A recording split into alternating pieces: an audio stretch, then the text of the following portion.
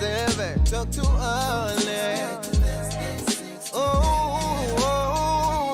indaba, talking my business isintu, nazo zonke indaba zabasha. Asha matamana manzi ngolwesithathu ngikwethulela indaba yesintu kusukela ngo7 kuya ku8 sisuke sikhuluma ngazo zonke izinto ezithinta amasiko imkhuba siphinde futhi silungise nokunye la misinformwa khona ngabantu abasuke nje bekhuluma izinto ezingelona iqiniso. So i-conversation yethu ke namhlanje sithini isintu ngokuzalela ekhaya. And then makwenzeka umzali ebake kwi-new committed relationship umshado, what happens to the child? Isintu ke asiboni ngasolinye on this or siyasho ukuthi sithini but imbono ke ayivumelani. Kuyimpoqo na ukuthi leyo ngane kumele ihlale ekhaya. What if kuna izathu ezingayivumeli? That's our discussion tonight. Let me welcome my guest. Lesingeke siqede ngeke umuntu wesifazane. We have uDokotela uMakhosi Mnikati oyi-traditional expert. Sekubingelela Edinangwe. Ngiyabingelela Sohlaza, ngibingelela kumnewethu, ngibingelela ku-producer, ngibingelela kubo bonke abalaleli emakhaya, ngibingelele neziko lamayibeko ngithi emakhosini. Siyabonga kakhulu. Duze kaDr. Lomo weve mkhulu Fakazi Mlapha. Ximba. Ithuba Sohlaza ngiyabonga, ngiyabingelela uproducer wethu abalaleli emakhaya. Sanibonani. Okay, bafethu at some point mabantu bethandana ingafika ifeeling yokuthi vele bayazwana and baze baplane. But ubungozi nobubi bokuthi sisheshe manje sithola ingane singakashadi ngoba ngiyafisa ukuthi siqale lapho before sikhulume ngokuthi uma sekwenzekile kudilwa kanjani. Ubungozi ekutheni masebasha bese kuba nengane futhi khona lapho but kungashadiwe. Sohlaza sizokhumbula ukuthi ukuba khona nje kwengane noma ngabe kuthiwa kunomngozi kuthina abantu abaphilayo nasemathongweni ngisho ngabe kuthiwa kunecala kodwa isipho sikamenzi wezulu nomhlaba asingeke sakushintsha lokho. Kodwa okufike kube kubi ukuzaleka kwengane bese izalwa phekwe inkulumo naphezukwe inhliziyo zabazali. Kanjani naSohlaza? Nansi ingane yami ngiyayibona imbalenhle iyakhula and ngifuna ukuthi ifunde iqede isikole isebenze ihambe yogana kahle ivele ingane ikhulelwe phakathi kwekhaya. Number 1 sengilimazile inhliziyo kaBaba wala ekhaya, sengilimazile inhliziyo kaMama wala ekhaya. So na kanjani sekukhona ukuba nesiqalekiso noma nesibopho esithize sisuka kumzali ukuthi ngikhulelwe ngisesekhaya kanti mina benginezimfiso ezinhle ngawe. Ubungozi ke lobo ongenza ukuthi ingane ichitheke, ongenza ukuthi ingane ikhule izalwe ikhubazekile, okanye ongenza ngisho nayo uma wengane athi uyazala nengane leyo igcina ishone naye ashone kanye nengane. Umngozi omkhulu ke Sohlaza inhliziyo zabantu abaphilayo ezigcine zize ziyothinta amathongo alele phakathi kwaleli khaya bese kuyalimaleka. Okay. Right, so ikhona ngempela into ethi esizulwini esintweni ma umuntu ethole ingane okay, let's do this. Sizoqhubeka i-conversation yethu namhlanje sikhuluma ngale ukuthi kwenzekani mangabe kusekuzalwa ingane yazalelwa ekhaya and then abazali sebekhala. This is indaba yesintu ngolwesithathu kusukela ngo7 kuya ku8 ebusuku. Mnikati, sithini isintu malana ke nengane? Well, itholelwe ekhaya owesifazane nowesilisa as well, but sekufisa isikhathi ukuthi ke abayogana but sebeshada abantu ongebona noma balezi ingane. I-challenge enkulu leyo Sohlaza esibhekene nayo kwi-society esiphila kuyo ngesikhathi samanje. But masizobuyela kwesintu kudala kwakuyilichilo njengoba umnewethu eseyichazile. Ingakho kwakuvinjwa ukuzalela ekhaya. Intombazane yayikhuliswa ngendlela yokuthi yayingazitholi isiyo kwembatha singakafiki isikhathi sokuthi ibe kuleso sigaba sokuthi yagana imbathe isiganile noma isisemshadweni. Now esikhathini samanje ke sekuyinto leyo engenzeki njalo. Uthola ukuthi njoba uyichazile ekuqaleni ukuthi abantu bayazwana sebethola umntwana and then boom sekufanele kushadwana usashadi no baby daddy awusashadi no baby mama. Then sesine challenge ukuthi ingane yenze njani nawo uma umnikathi eseshiya ingane ekhaya yoganela kaDlomo. Ilapho ke la iqala khona inkinga. Ithi ke into ingane yakomalume ngoba kufanele lengane ihlale isale ekhaya futhi manje lengane sesihlukanisa nonina ngoba lengane siyogana nomuntu ongesiyo babwayo. kube ne controversy eningi about this topic on social media ensukwini edlulile we uyabona ukuthi nabo abantu besilisa abanento ethi ngeke ngimkhulise mina umntwana engingamzalwanga but likhona leli siko noma lomkhubo wawenziwe ukuthi ubaba omusha uyakwazi ukuyilobola lengane ayithathe nonina ibe ngeyakhe izokhulela la ekhaya kaDlomo. Now sekuyisolution ke but ngiyafisa ukuhlehla kancane kulokho kushoyo la mnikathi mangabe uthi kufanele vele ihlale kaMalume Yes. and ngisho umsamo wayo ulapha ya kaMalume. Ukomalume, yes. Yini lene biyenzela ukuthi ingahambi noma wayo iye ekhaya elisha because remember ubaba la yakhona mhlawumbe unayo ingane nezingane ayitholile naye la ebekade esaphusha khona but why the difference inevikelwayo? Ngiyaya lapho ngoba bengisazochaza ukuthi from experience I've had a case where umntwana wathengwa bengizoyebubini bokuthengwa kumntwana. Now into evani ifika ibe inkinga in this case into yokuthi ngalesikhathi usumthenga umntwana uthatha umntwana mhlawumbe wakangcobo ngiyalinganisa usumiyisa kaDlomo sengiyogana naye seziyavuka izinto manje zokuthi lo mntana ufuna ukuganwa. Yeah. Ayibona lona useyasuka lo mntwana ngithi uthengiwe la kaDlomo sekuyinkinga manje ukuthi uzoganwa phansi kwasiphi isibongo njengoba lo mntwana ethengwe kaDlomo. Yes ukuthengwa ireason yokuthengwa komntwana ukuthi lo mntwana sizomembathisa isibongo sakaDlomo ngokugcwele usengowa kaDlomo ngoba lo baba omusha manje wenza le yanto eyahlula unina.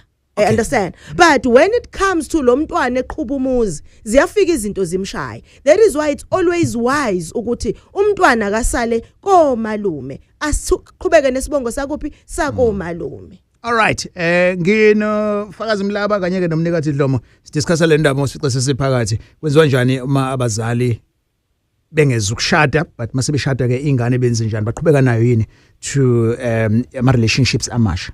Ngizothatha uXolani Zenzile from Ephilani. Samana Xolani? Yebo baba njani? Si right njani wena? Siyaphila. Yes. Ngizocela ukuphawula number. Yes baba sekulalela. Iphuzu lokuqala nje ingane yebo kumele isale kubo kamawayo. Unless ke kungekho umuntu ozoyibheka nozoyigcina.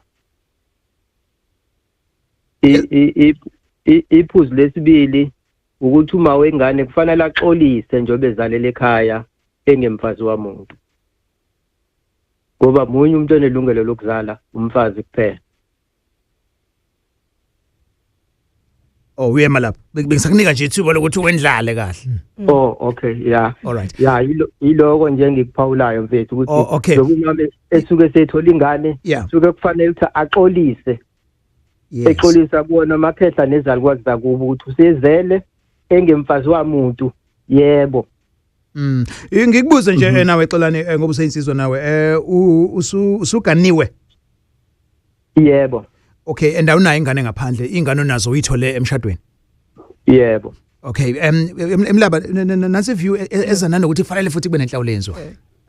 Sohlaza kuyiqiniso lokho kakhulu kuyinto engavamisile ukuthi inakeke kodwa kuyiqiniso ukuthi uma ingane isimithele ekhaya kungakaze kumemeze umuntu futhi ingakazi ibanjwe ngesandla ikhishwe la ekhaya kusuke kuyihlazo ulithukile ithongo la ekhaya isidalwa sala ekhaya sihlambazelekile sangcoliseka ingakho nomfana azakhiphe lenkomo okuthiwa sizogeza amagceke ngoba sesone umuzi wala ekhaya kunegaba nje impela okuhanjwa nazo la umfana agcine ezocima lamanyala cishe kuze kube izigaba ezine kukhona la okuthiwa khona umfana akakakhiphe imbuzi yokugeza intombi because ungcolise intombi kube khona la akhipha khona inhlawulo eyokuthi uyokhokha inkomo yenkosi because uwone intombi yendawo kube khona la akhipha khona inkomo kamama because usedle inkomo kamama bese kuzoba khona la ageza khona amagceko okufike kube nzinyana ukuthi lezi inkomo zonke uma ungamlobolile lo muntu ayibalwe emaloboleni inkomo ezibalwe emaloboleni ileka 11 kuphela. Indaba iyaqhubeka uGagasini sabona? Yebo sawona. Yes mfethu sekumukela kwiGagasi. Yebo ngicela ukubuza abangalana ngicela ungabikho igama. Yes. Ngicela ukubuza ukuthi uma ngabe mhlambe uma wasada enengane ngiyithola engiyona kumkhathini seyasada ke manje ande athole nini sekuyaba uma kulotsholo kumele iye ukulotshwa kwamalume noma kumele inotshole ongweni lekhona wena kubela esakazweni. Yeah, unfortunately no compared awukho so ubuza ukuthi uma umuntu wesifazane ethole ingane awuphinde uqale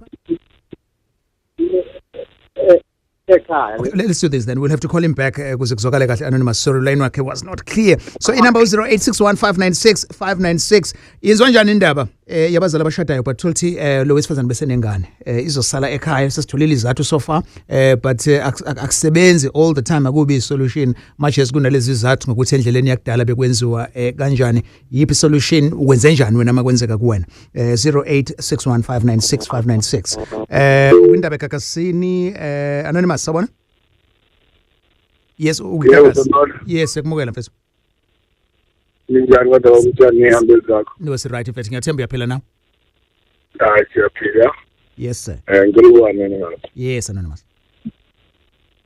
Cha ngicela ukubuza la like wazalelwa komalume. Ubaba washada nomunye umuntu and then yaphuma isibongo sakomalume. After isibongo sakomalume they like 2 years down the line, mhlawumbe ngiyalinganisa 20 bese ukufisa ukuthi ukuqondisela kwahlawula kwenza konke kwashoda lo ukuthi kushintshe isibongo bese ukuqondisela ukuthi ubize isibongo sakhe intona kanjani procedure yini kanjani ima kanjalo Dr. Dlomo. Yes, mengimuzwe kahle ubhuti uthi uzalelwe ekhaya wa 20 years down the line wahlawulwa 20 years down the line I think ubaba lo osefuna ukumqondisela isibongo. Okay, into yesibongo ke ibuyele emuva ekutheni esihlawuleni sikwazile yena ukuthi simhlangule umntwana ngoba ukuhlawula ugeza umuzi ugeza intombi yonke le procedure umnewethu aseyichazile akuchaza ukuthi lokho sekuoblige ukuthi ingane ayibelonge kababa kufanele kube nenkomo noma nehlawulo ke manje liphuma khabo baba elithi mundeni wasekhabo mama sesicela ukuzohlangula lo mntwana noma lize ayizibe u3 kuya ku6 izinkomo zokuhlangula okeke kwekuthasiselwe nangemali yesondlo masibheka lesi sikhathi esiwu20 years ukuthi nanti esihlawula ngayo ukuthi lo mntwana ubedla amasi namaqanda komalume so kuzothi mangabe lokho sekukhishiwe seyixoxisanile imndeni useyakhishwa lo mntwana esenzeliwe isiphandla sembeleko komalume useyobikwa ekhaya kubo ukuthi nanga umntwana owazalwa uzibani emzini kaZibani sesihlawulile samhlangulwa wakhishwa komalume usezokwanyukelwa ngala ngasekhaya only then la ukwazi khona ukushintsha isibongo ngale kwe process yokuhlangulwa awukwazi ukushintsha isibongo ngokuhlawulwa kane akwanele can follow up ngiyaqeqesheleka nje kahle ngizwa kahle siyabonga kakhulu mfethu. All right, indaba on Gagasi, you can watch this conversation zakubingelela. We are live on indaba on Gagasi on TikTok. This is indaba yesintu ngolwesithathu kusukela ngo7 kuya ku8 ebusuku.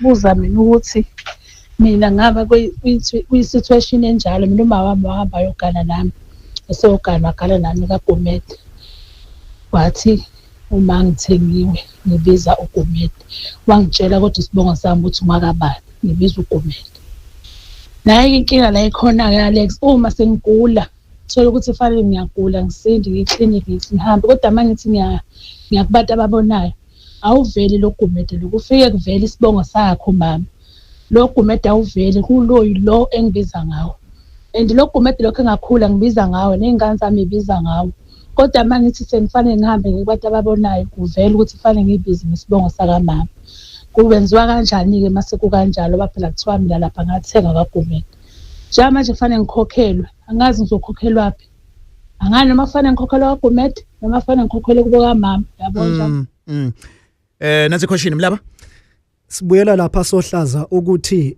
kukhona usiko kukhona imkhuba lento yokuthi kuthengwe umuntu kuyimkhuba nje ngokomthetho umuntu awumthengi akathenga umuntu akadayisa umuntu ayidayiswa ingane kodwa uma ithinta ubaba wakhe biological father usuke esemhlenga ukuthi cha umntwana wami akangahlupheki ngesibongo angimenzele okuthize bese befuna inkomo ezithize mabemhlenga kodwa ayesuka eyesibongweni lesi unina aganele kuso uyayidayisa ingane kanti ingane ayidayisi. That's why usisi namhlanje esenenkinga uke wabuya lo mbuzo the time ubuza uMakhosi ngapha ukuthi imapha ama challenges ingane ebhekene nawo umisi kuleso sibongo maningi sohlaza. Number 1 bayakwazi ukuthi abakhulayo lapha emzini mase bebadala begcina bemtshela ukuthi yazi phela wena awuzalwa ubaba wena awusiye wala ekhaya wena. Number 2 bayakwazi futhi ukuthi sizalwa naye sazi ukuthi udade wethu abantu abaningi noma abantu abaningi abagcine bekhula kanje bamithiswa izitep father zabo ubaba lo akade eganwe umama wakhe wahamba nayo gana afika amithiswe okanye amithiswe ingane yakwabo ezalwa yilo baba ithi lengane awusiyena wala ekhaya. So usisi into kwakufanele iyenzeke bekufanele ukuthi kulomuzwa kaGumede akhuliswe kuwo kwakufanele ukuthi uma sethola amandla ahambise inkomo noma yohlaba imbuzi ayobonga ukhuliswa ngaphansi kwalesi sibongo ngoba ubehlengwe ilesi sidalo kodwa akakwazi ukuyolotsholwa kwaGumede kulotsholwa abantu ozalo bani kwaGumede bese uma sekwenzile lokho bese buyele ekhakhoni nake la abhilonga khona sekuyohlatshwa imbuzi aphandlwe abikwe ngoba la kufanele alotsholwe khona nala kufanele kwenzeke khona izinto zakhe isekhakho mama wakhe. Siyaqhubeka indaba onkakasi. Ngibingelele but Alex nakuyihambeli zakho ngicela ukuba anonymous. Ngicela ukubuza la uma ke wazalela ekhaya umshana komalume usufuna ke manje na ukuganwa njengomuntu wesilisa kandoda. Ngicela ukubuza lapho ukuthi wenza njani? Kwenza kanjani? Lo muzo osuyovusa esibongweni uqhubeka nasibongo sakamalume noma ukhona izinto ikhona indlela ukuthi uwenze ukuthi uqhubeke nesibongo sika baba wakho noma engakwenzela ngalutho ngicela ucaciseleka lapho ngiyabonga. Siyongakhulu nathi bengazoqhamuka lo mbuzo ngoba vele at some point umfana uzokhula. Yes Dinangwa. Yes ngiyawuthanda uya interest ngizocela ukurelate kwi topic ya namhlanje ekutheni ake sithi ingane ithengiwe angubalekeli ngizowuphendula ake sithi ingane ke ithengiwe noma ishayigane nonina eyesilisa ngiyawuthanda lo wakasisi waGumede ngoba kweyesifazane. I had a case where a boy child yahamba nonina yayogana. We had ukuthi senze njengoba umnawethu esho isifuna ukuganwa manje le ndodana kaMama kodwa manje ikhuliswe la isibongweni sika baba sekufanele reverse the whole thing qale phansi iyobonga kuphi manje la ekhabo baba. So it's the same thing ekutheni uthengiwe noma uhambe nomama wayogana noma uzingenise wena esibongweni sika baba ubabe ngakuhlawulanga womabili lawo ma entities are wrong when it comes to umsamo womntwana ozalelwe ekhaya. Okay, so sisiphendula ke leyo this one now because there is no way that angakwazi ukuzishintshela isibongo avuse isibongo sasekhabo baba kungenziwa ngale process engichaze eqaleni yokuhlangulwa. Because for as long as your father was absent at the time yokuthi ayozethula emsamo wakini ahlawule akuhlangule akuthule emsamo wakubo awukwazi ukuzenzela. Ngikumbali imchuno ento abamhlophe sabona Mbali. Baba ninjani? Si right unjani wena? Siyaphila ngiyabonga ukuthi ngithathe ikholi lami ngibingelele ukomkhulu nogogo. Umbuzo wami ubased lento yokuthi ufanele uxolise mawuzalele ekhaya.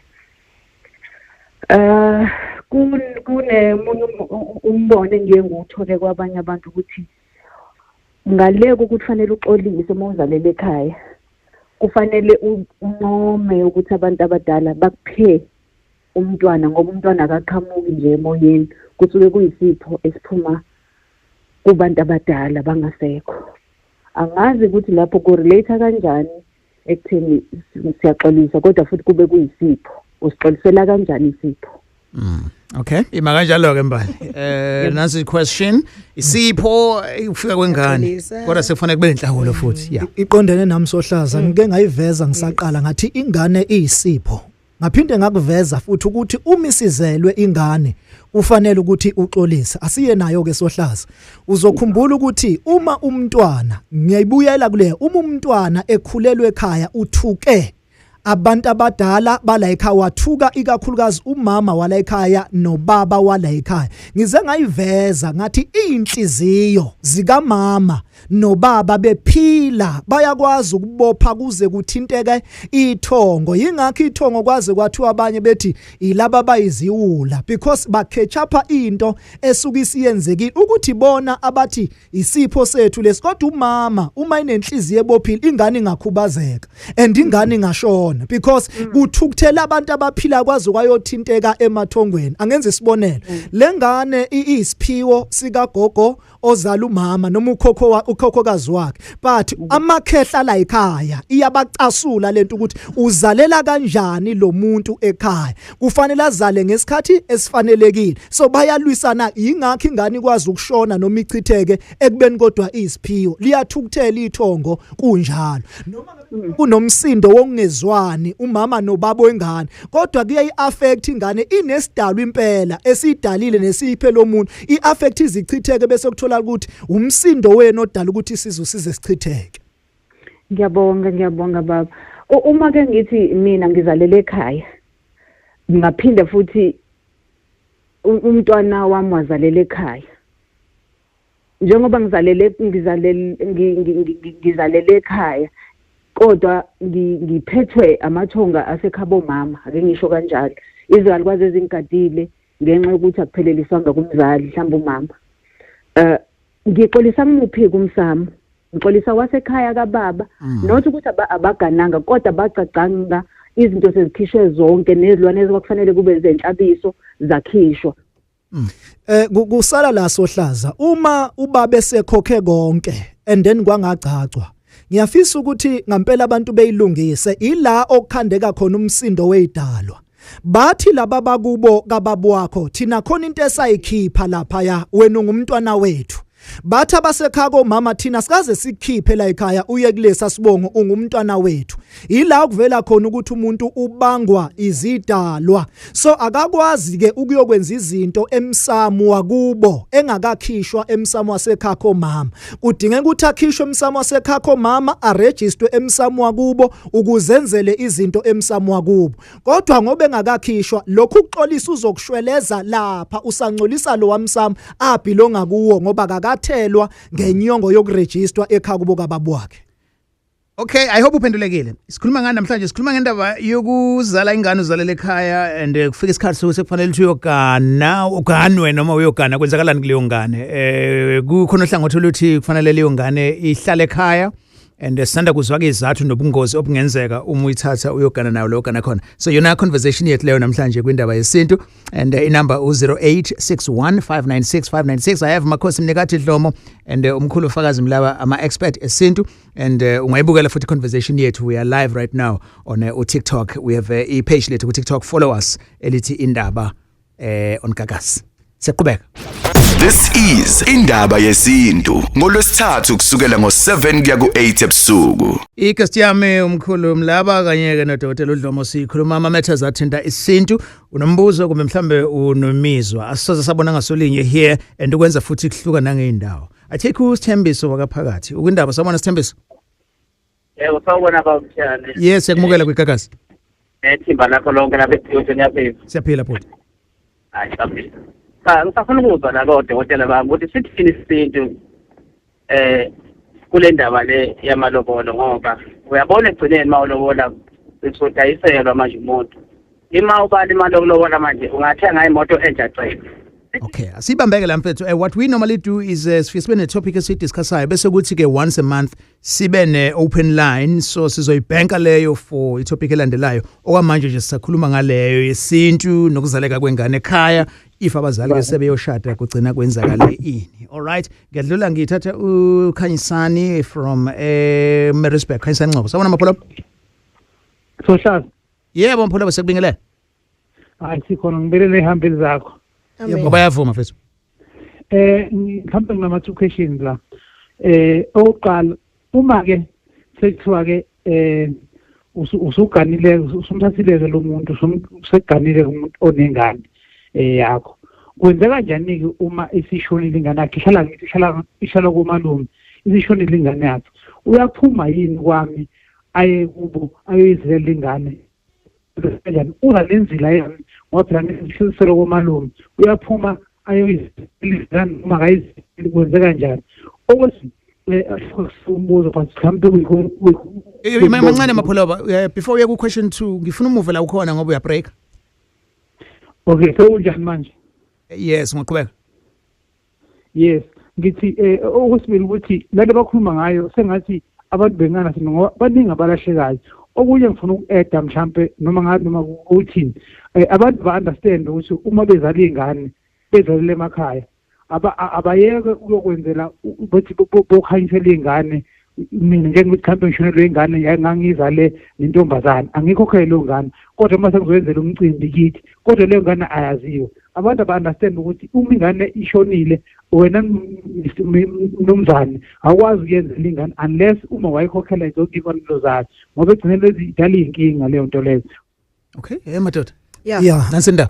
Uqinisile ukhanyisani ikakhulukazi kulolu daba alithintayo lokuthi uma usuyokwenzela ingane ngangayiveza ukuthi imvamisa abantu besilisa abayi ngisho ukuyogeza ukuthi umuntu uchithekelwe ingane noma ushonelwe ingane kodwa abantu besifazane bayayisukumela into enjalo and abangagijimi ke abantu ake sivele singene kule ikakhulukazi ye-abortion nikathi uthola ukuthi umuntu ngampela ingane useyikhiphile ugijima uyenzela ilathi kodwa yakhishwa uyena okuyicala elikhulu ke lelo elibheke lapho uthi asiqale siye enhlawulweni yokuthi ngonile ngaba nesihlave sibi emndenini bese kuyima ageze naye ayixolisele kulomphefumulo wengane yakhe kuyiqiniso kampela leshiwo khanyisana ukuthi nanoma yini uma uzokwenzela ingane akubo ukuthi uyihlawulile wazenzela into eyithiza ungagijima uyokwenza ilati kini kanti uyazi ukuthi ingane ibhilonge ekhakho nina futhi awenza ngalutho ezintweni ezithinta indaba yengane. I also love ngexolisa ukungenelela. I also love i-comment kaKhanyisani which was against the question because the question was uma ngishiya ingane ekhaya kwenzeka idlule and then ngiyaya yini ukuyoyigoyela ngizilele uma sengicacile. You understand? But i-comment yakhe ended up yenze njani i-counter answer the question, you know, because it was about abantu besilisa ukuthi they can't be doing izinto for ingane abazingahlawula abangazihlawulanga and yet umuntu mesecacile sekwakhe ayikho into esimxhumanisa naba kubo nokukubo ngoba lengane njengoba uyishiya ekhaya kwayo awuhlali ngisho etshalini lalengane kuhlala either ugogo noma umakoti kamfowenu because lengane sekweyako malume akusekho wena okwako malume usazokuthatha okumayelana nengane ngisho akuthiwe yakho. Siyaqhubeka. Ngibingelele sohlazo ohlelweni nakuyihambeli zakho ngicela ukuba anonymous ngokukhunza ukuphuthuma nginoma wengane la sezu2 sisafunda yaqhamuka yokuqala sifunde high school kwanokumduba kubaba wakhe kwanokumophela inhliziyo wahamba wangabe samsupporta na financial ngoba nawe isafunda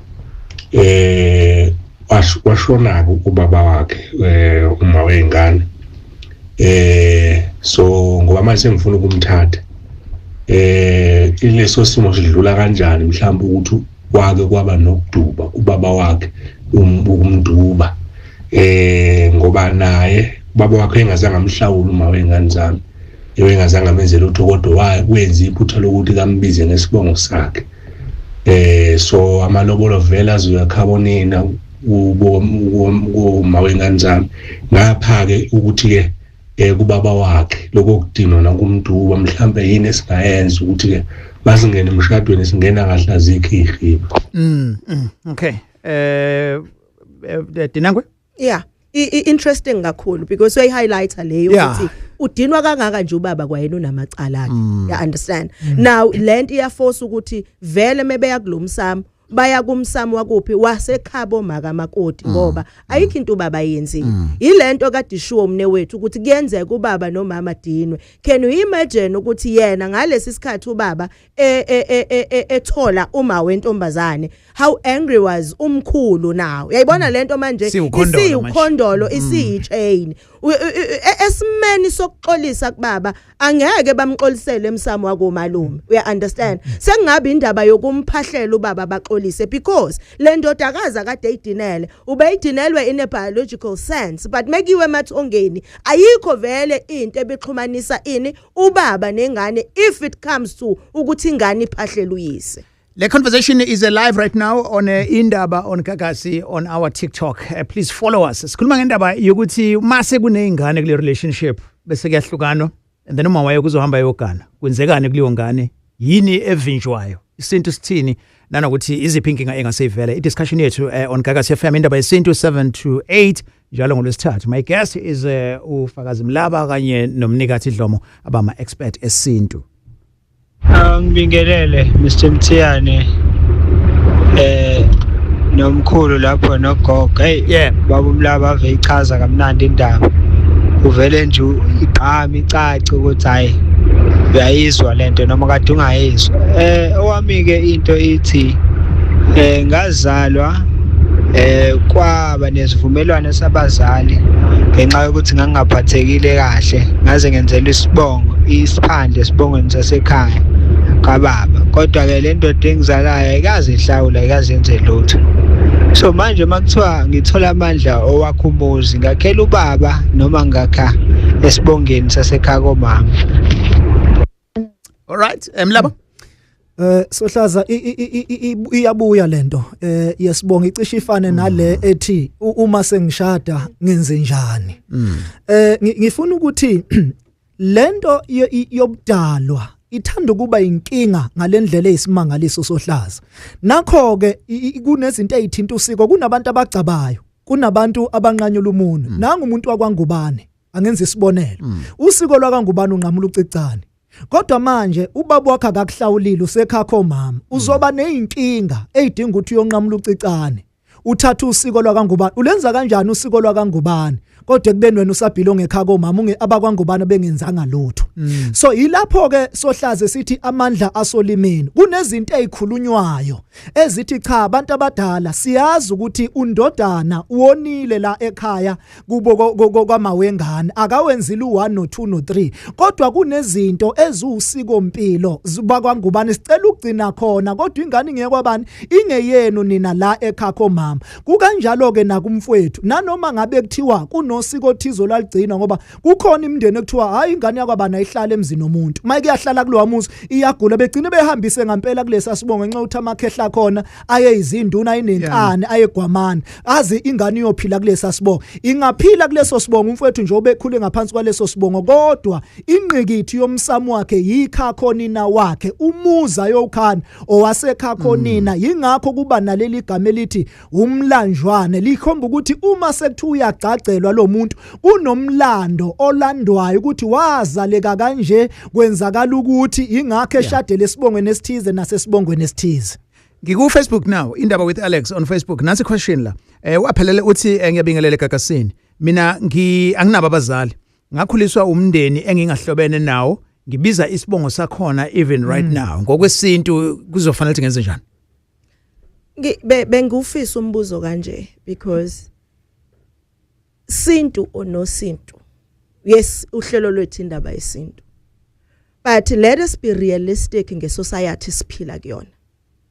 Isociety esiphila kuyona damaged ngalendlela yokuthi much as we want ukulandela ezinye zezinto zesintu kodwa khona abanye abantu abanama circumstances are beyond measure where you find ukuthi ngempela uthola ukuthi ngizogana nengane ifika ihlukumezeke la ekhaya ngishiye ekhaya isali ihlukumezeke engane and then kugcina uthola ukuthi khona abanye abantu besifazana abathi angisashadi sengizigadela izingane zami. If we are being realistic ngempela isima sisafani nakuqala ngoba ngisho singasho ukuthi ngokwesintu akwenzekeni kunabantu abaphila emakhaya njengosisebuzi ukuthi uphile ekhaya adoptwe kulona simenze njani umntwana oadoptiwe because I believe ukuthi the sense of this show namhlanje is to say let's look at the well-being of a child within this society ukuthi what then do we do because honestly speaking where do we start to find isibongo salomntwana.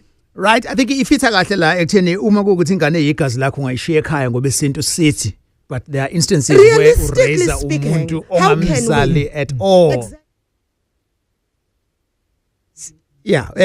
wefunga umlava Sohlaza sengiyazi ukuthi kumnikati sekuvuka imhelo ukuthi ngumuntu wesifazane kuyiqiniso Sohlaza kodwa nangakho isinto kuyiqiniso ukuthi kunabantu abathi ngeke ngize ngikuyogana ngishiya ingane yami emumva yabona kodwa ngokuvumelana ngabantu basekhaya njengoba ingane ibhilonge ekhaya komama bese la okuganela khona umama bayacela Sohlaza ukuthi nansi ingane kodwa ifika kanje siyacela ukuthi lengane hayi ukuthi bayikhipha kulo wamsamo kodwa makuzokwenziwa izinto zabo zomsamo ibuyele ekhaya komama hayi la okuganele khona umama okusho ukuthi Sohlaza umuntu akangayeki ingane yakhe ehleli kuma suburbs ehlele endaweni eright bese hayi ngoba ibhilonge ekhaya ayihlale lapha enkomeni luse yona ifunde ezikoleni zasemakhaya uma impilo isingcono ufuna nengane yakhe ibe nempilo engcono abayicelele lapho ukuthi cha siyacela ngoba sithole angithi inkomo ezayilobola zasho ukuthi izilobola umuntu osezele leyo ngane ke siyayicelela lapha hayi ukuthi iregister kulomsamo wakuleso sibongo. Okay, so ayikho into cast on stone, so ikhona indlela yokuthi kungagcina sexola. This is Indaba Yesintu ngolwesithathu kusukela ngo7 kuya ku8 ebusuku. Kakase FM ngasacela ukubuza umntanami wahlala kulwa ngingakambelethi kodwa ke ubaba wakhe akazange azaqede ukuhlawula wabeke esemotsha ukufa. Ngicela ukubuza ukuthi ngemako kanjalo kumiswa kanjani. Okay, no sorry sisi about that. Mnikathi kuzokwenziwa kanjani lesimo? Kulesimo lesi ekunqotshweni kwakhe ukudlula siyaxolisa kakhulu sisukuzwa lokho, but if kukuthi within the family yakuboka mkhwenyana kukhona babefisa ukuqhubekela phambili baqhubeke la egcine khona bayihlawula ingane bayihlangule ikhishwe komalume ingeniswe ekhaya kubo lokho kuchaza ukuthi lengane isingakwazi kodwa uma kwama la umfowethu agcina khona before adlule lengane still isabhilonga komalume. Okay, just to go back nje because ngiyabona ikhona interest kumlaleli bekade ngene earlier ekutheni well ingane adoptiwe ke so umsamo ingakwazi ukuyobikwa by abazali bayo emsamo kababuwayo adopted parents because in a sense vele kwamawayo again umawayo kwababuwayo again babuwayo, so that's when we are now saying edlozini lento ifana nokuthi sithole ngomntwana esingazi somdlulisela kuphi somthatha bengowethu simkhulisa ngeke la so an adopted child not unless ifamily yalomntwana comes forward and say ayibo ingane yaphumzile lena siyayazi we understand that's where the controversy starts. But as we explained earlier on ukuthi lento le should be about the well-being besihumusha la nomfowethu ukuthi kuyenzeka ukuthola ukuthi kule example ayenzile umama ingane ihlala emakhaya ubaba uhlala kuma suburbs uyangishada uma efsengishada ubaba avana athi umkhwenyana angidingi ingane yakho la sengiphila a lavish life, it's more like now I've chosen umshado over ingane yami, so it's a vice versa situation. Yes, ngibingelele but Alex nehambeli zakho lapho emsakazweni bengisacela lapho ukuba uanonymous ngisacela nje ihambeli zakho zisicacisele la kulokhu kokuthi mhlambe uthole ingane njengoba sintsha manje sithole ingane singaganiwe asike sithi uhlawulileke mawuse uhlawulile ikuphi okusuke sekumele kulandele ukuze izokwazi ingane ukuthi ibuyele kuwena ngokugcwele. Siyacela nje ukuthi sike sicaciseleke lapho siyobaba bengane ngoba ngiyasala mina lapho ukuthi ake sithi uhlawulileke kusuke sekumele kwenzeni okulandelayo ukuthi ingane uyithole ngokugcwele ibe ngeyakho. All right Mlaba, quickly uma usuyihlawulile ingane usufuna ingane kube ngeyakho number 1 uyoxoxisana nabantu bakuboka mama wengane yakho ubuze bona ukuthi uma ngidinga ukuhlenga ingane badinga ini ngokomkhuba Sohlaza bathi imfana uba izinkomo ezintathu bethi intombazane izinkomo eziyisithupha okungesikho ke ukuthi kuusiko kodwa ngokwesiko kuba iagreement bayaxoxisana athi omunye hayi letha nje impahla ezithize noma izinkomo ezithize engaka uthathe umntwana bese yakhishwa ke ekhaya kubo kanina bese uyamemukela ngembuzi ekhaya kini bese uyamregister ngesiphandla but musukwenza iphutha lokuthi uyoregister umntanakho kanti nawe ubelong nowhere. Sure. Indaba uNgagasi. Sanibona beGagasi niyaphila but Alex. Nezihambeli zakho. Ngithanda ukubhubha. Ngicela ukubuza, ngicela kuba anonymous. Ngicela ukubuza ukuthi uma ngabe abazali bashona bobabili kwase kuba khona ingxosho ekhaya, uyintombazane yokuqala obese uyaxoshwa wakhe umuzi wakho. Wakhe umuzi bese lo muzi lo ubizwa ngokuthi wakaba. Ngiyabonga. Okay. All right. Sizobhanqa ke nalo olandelayo kwindaba eGagasini. Oh yebo sanibona hayi but Alex ngisacela ukubuza lapha eGagasini ninonke nje ngibingelele. Kahle mina ngicela ukubuza ngibe nje anonymous ngalo ngiyakuthi. Umuntu ngumZulu baba uthi ubaba lana inkomo zini amahlandla amathathu shuthi zini inkomo. Ngicela ukubuza ke mawukuthi umfica umuntu vele usenengane vele wena nawe ufinde futhi ube neyakho ngoba lesikhathi samanje ngathi isikhathi esiningi vele abantu besifazana ingane bayithola nabo beyingane. So kuleso simo leso kuyinkomo still safuneke zibe zini iloko nje ngifuna ukuthi angicacisele noma ziyaphuka uma iphuka kuphuke ingakana. You're right. Okay, nakho. Mhlambe lo obhekene nami ukuthi inkomo kuphuke ingaki nakhona futhi sohlaza kuya kule yanto kade ngisho ukuthi bathi umfana inkomo engaka kuumkhuba kodwa abazali bomntwana babonayo ukuthi lo sekuphuke inkomo engaka lento yokushadana noma lobolana ngokomthetho alikho inani elibekiwe njengoba kubekwa amampunga ukuthi inkomo ezu11 kodwa kuba ukuvumelana kwemndeni emibili ngisho ngeenkomo ezu4 umuntu ngamshada makuvumelene nje imndeni and then umuntu uyaphuma ahambe yoshada kuphela nje abantu engivala ngakho sohlazi lokho abantu abangazenyezi ngokuthi bangabatwana abazalelwe ekhaya umlanjwana uyaphumelela umlanjwana uyashada. Sibonga kakhulu kuwena ke Emlaba. So kule lokugcina ngiyafisa ukuthi ulokhisho njalo lento wena mnikathi le yokuthi much as isiko limile but asibheke icondition nane interest yengane. Exactly. I'll first go back to the question yasisi ngiyaphuthoma. Ikhaya lakhaya labazali bakhe. Yeah, ngiyeke mabombi because I thinti topic it namhlanje it's a topic on its own. Yeah, but in my closing remarks I would really appreciate one to say intsha abantu abasha especially abantu besifazane asizama ukugwema ukusheshe sithola abantwana because uma impilo iqhubekela phambili kuba inkinga ngenkinga yokuthi umntwana sazi somenze njani ngoba ikusasa silazi izosibekapi and it's very important and very vital ukuthi uma usunomntwana calculate izinto nendlela impilo eqhubeka ngayo ungajahi umshado. Ama numbers ka Dr. Dlomo 074 051 4679 ngicela iphinda quickly 074 051 4679 ngitholakala ePietermaritzburg. Thank you. Sibonga kakhulu udokotela umnikathi Dlomo Imba umlaba siyabonga Sangro House Office 111 njalo ngolesine nangolesihlanu kanti ngiyathandaza njalo ngolesithathu ngo7 lapha ya eMlazi kwa Q inombolo zethu u076 492 111 076 492 111 eyesibili 063 702 1026 siyabonga.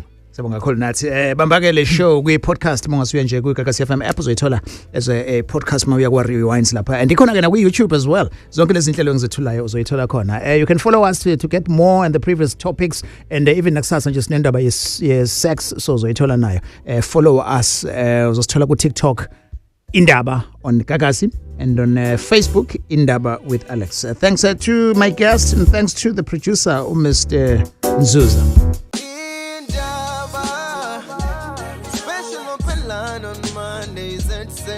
Talk to Alex. Oh, Indaba. Talking my business is simple. Nazo zonke indaba zabasha.